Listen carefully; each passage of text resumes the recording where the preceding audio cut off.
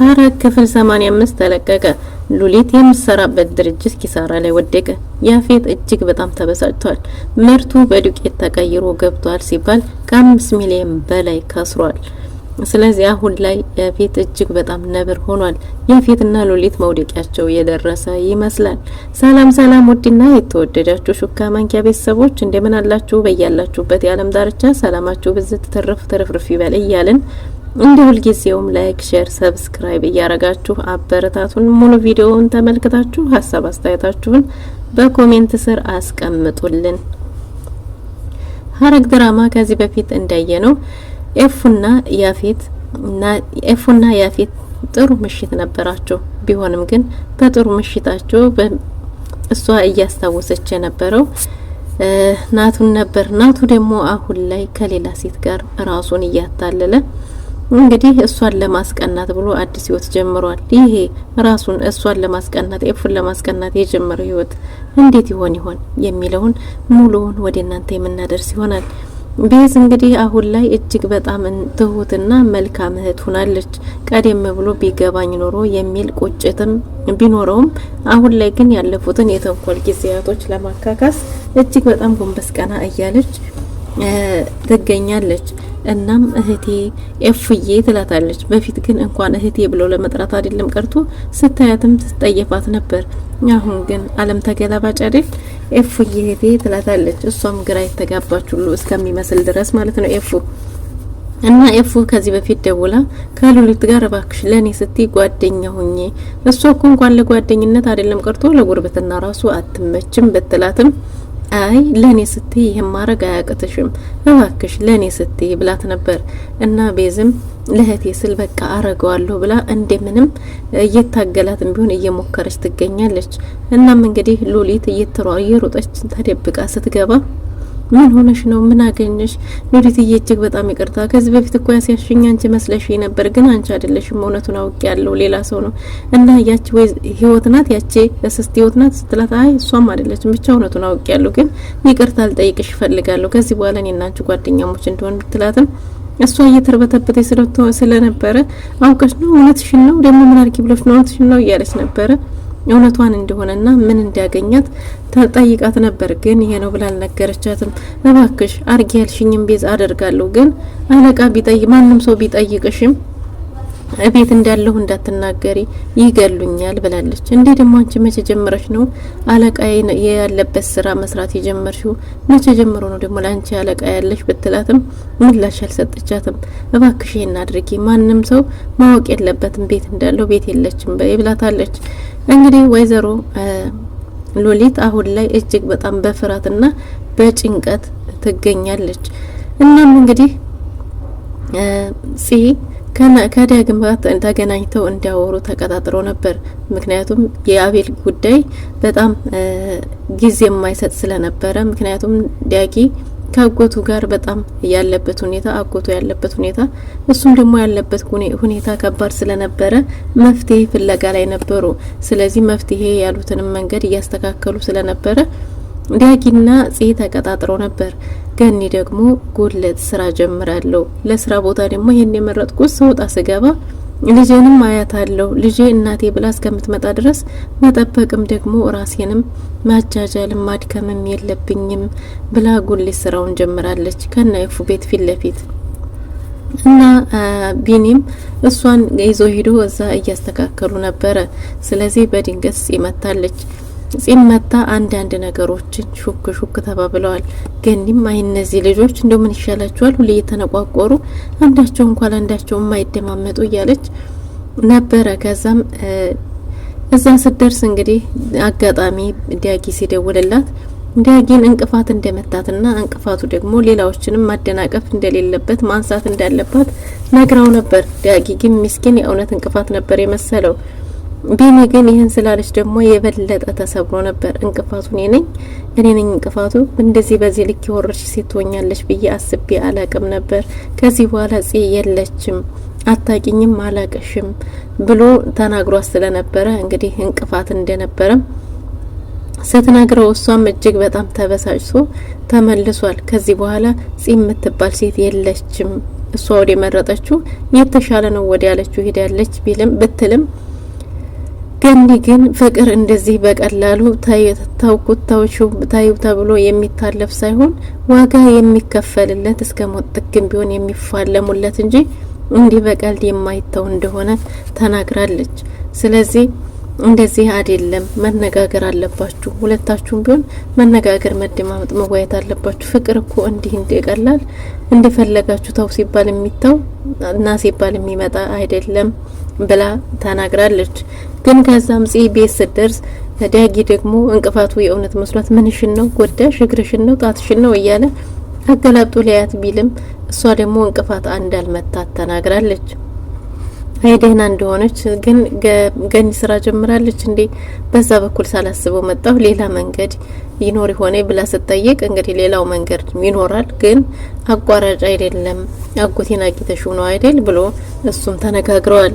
ስለዚህ አጎቷ ከዚህ በኋላ በአጎቱና በሷ መሀል ምንም ነገር እንደማይኖርም ለዳጊም ደጋግማ ነግረዋለች።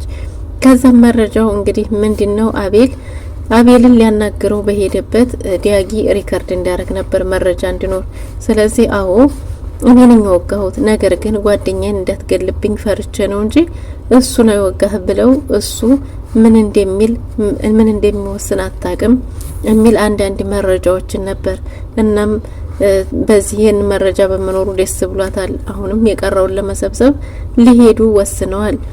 ቤዝም ደውላ ነበር ለእህቷ የፈለግሽውን አርጌልሻለሁ፣ አለቃ ያለው ስራ እንደላትና አለቃም ይገለኛል እያለች ነበረ። ከጠቀመሽ ስትላት እንዴ ቤዝዬ ይጠቅመኛል፣ አንቺ እንደ ቀላል የምታዩ ነገር ለኔ ይጠቅመኛል ብላታለች። እሺ እንግዲህ አስከጠቀመሽ ላንቺን የሚያስደስትሽ ከሆነ ላንቺ ስል ምንም ነገር ቢሆን አረጋለሁ ብላታለች። የናታን አዲሷ ፍቅረኛ ናታን ጋር ደውላ እያወሩ ሳለ እንግዲህ ናታን ኤፉና ቤዝ እያወሩ እንደነበረ ሲያቅ እሱም ደግሞ እያወራና እየሳቀ ቻርጀር አጥቶ እንደሆነ ክፍሉ ውስጥ ቻርጀር ፈልጎ እንደመጣ እየተናገረ ገብቶ የኔ ቆንጆ እያለ እየተሟዘዘ ነበር። እና ከዛም እንግዲህ ቤዝ ቶሎ ስልኩን ዘግታ ቤዝ ምን እያሰብክ ነው? ምን ለማድረግ እየሞከርክ ነው? ኤፉ ሰምታ እሷን ለመጉዳት ነው? እሷን ለማበሳጨት ነው? እንዴት እንደዚህ ታረጋለህ? የሚጸጽተን ነገር ግን ባታደርግ መልካም ነው። የሚቆጭህ ነገር ባታደርግ መልካም ነው። እሷን ይሄን ትዳር ምናልባት ፈልገውና ፈቅድ ያልሆነ እንደሆነ በስተጀርባው ምን እንዳለ ላታቅ ትችላለህ። ስለዚህ ያ ቀን ሲደርስ ግን የሚቆጭህን ነገር አታድርግ። እኔ ክፍል ቻርጀር አታ ሳይሆን የመጣኸው አውቀህ ነው ኤፉዬ እንድሰማ እሷ እንድትጎዳ ፈልገህ ነው አይደል ብትለውም ብላ ተቆጣዋለች። ከዛም እሱ ደግሞ ቀድሞ ስለታወቀበት ምንድነው ዛሬ ዘው ሁሉ እኔ ቀድሞ ሳይናገሯቸው የሚያውቁት አይነት ነገር እያለ ነበር። እናም እንግዲህ ገኒና ቢኒ እያወሩ በነበረበት እሺ ሄድና ቤት አረፍ በል ይሻላል ስትለው አይ ቤት ባላል እዚህ ይሻለኛል ብሎ እንዲሁም ደግሞ ናታን እንደሚመጣና ድርጅቱ ላይ የሚሰራው ስራ ትክክል እንዳልሆነ የቤዛ አባትም ሆነ የነ ናታን አባት ጥሩ ስራ እንደማይሰሩ መጥፎ ስራዎች እንደሚሰሩ ህገወጥ እቃዎች እንዳሉበት እንደዚህ አንዳንድ ዶክሜንቶችን አግኝተዋል። ቤዝ አባቷ መልካም ሰው እንደሆነ ብታቅም አባቷ ግን ጥሩ ሰው አልነበረም ብሏል። አይ እሱማ እኔ እኮ ከዚህ በፊት ብዙ ነገሮችን አውቃለሁ። በናታን አባት ላይ የመኪና አደጋ እስከሚደርስበት ሰዓት ድረስ ተገናኝተው አንድ ክፍል ዘግተው ሲወያዩ በነበረበት ጊዜ ብዙ ነገሮችን እሰማለሁ። ሁለቱም ጥሩዎች አልነበሩም፣ መጥፎዎች ነበሩ። ምን የማይሰማ ነገር አለ ብላ ገኒ ጋር ሲወያዩ ነበር። እናም አሁን እንደዛ ስለሆነ አንዳንድ ነገሮች ማጣራት ስላለበት ወደ ድርጅቱ እንሄዳለን ብሎኛልና ናታንን እየጠበቅኩ ነው ሲልም ነበር። ናታንም እንግዲህ ደውሎ ሲያወሩ ስለነበረ ፈጠንሽ፣ ምንድነው በዚህ ልክ መፍጠን አልነበረብሽም። ይሄ ልጅ እንዴት አቀሹ ነው የሌላ ተቀናቃኝ ቢሆንስ ብላለች። ወይዘሮ ስንታየው የአዲሷ ፍቅረኛ የናታን አዲሷ ፍቅረኛ ናት። እናሷም እኔ እኮ መልካምነቱን እንጂ ጥሩ ልጅ ነው እንጂ አልኩሽ አፈቀርኩት አላልኩሽም ስትላትም እሺ አምጪውና ልተዋወቀው ብትላትም እንዴ ምን ብዬ ነው ማመጣው ስትላት እንደውም ይሄ እኮ ልጅን ከዚህ ነገር ስለታደገልኝ ለመተዋወቅ ጥሩ ምክንያት ነው ብላ ነበር። ግን በጎን ደግሞ ልጇል እንዲተዋወቅ ከማምጣቷ በፊት ሌላ ሰው ልካ እንዲታገኘው አድርጋለች።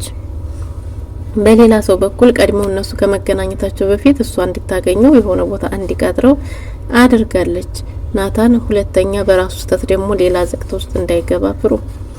ሌላው እንግዲህ ምንድነው ሂዊ እና ሴቶቹ ባሉበት ሂዊ በጣም ተበሳቁላ እዛ ሆን ተቀምጣ ግን ሴቶቹን ለመርዳትም ቢሆን ያልማይገባት ቦታ ገብታለች እና ዛሬ ላይ ይህንን ድርጅቱ የከሰረውን ኪሳራ እነሱ ማስመለስ ስላለባቸው በጊዜ ተዘጋጅተው እንዲወጡ የናታን የያፌት ሰውዬ እንግዲህ ተናግሯል።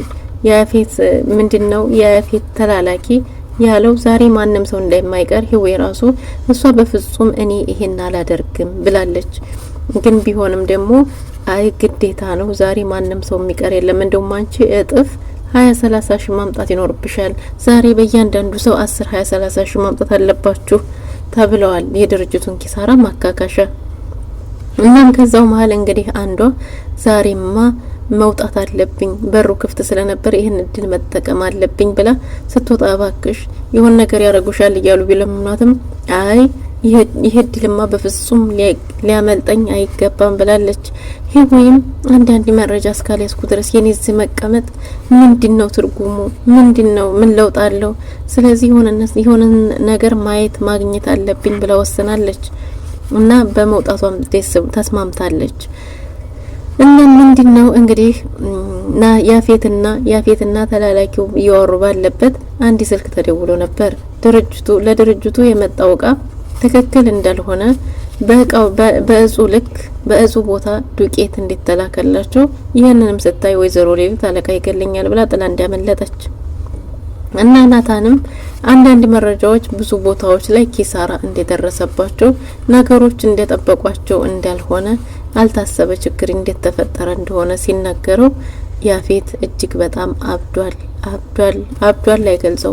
ለዛሬ የነበረን ቆይታ ይሄን ይመስል ነበር። በቀጣው ሙሉ ሴንስ እስከምንመለስ ድረስ ቸር ሰንብቱ። ላይክ፣ ሼር፣ ሰብስክራይብ ማድረጋችሁ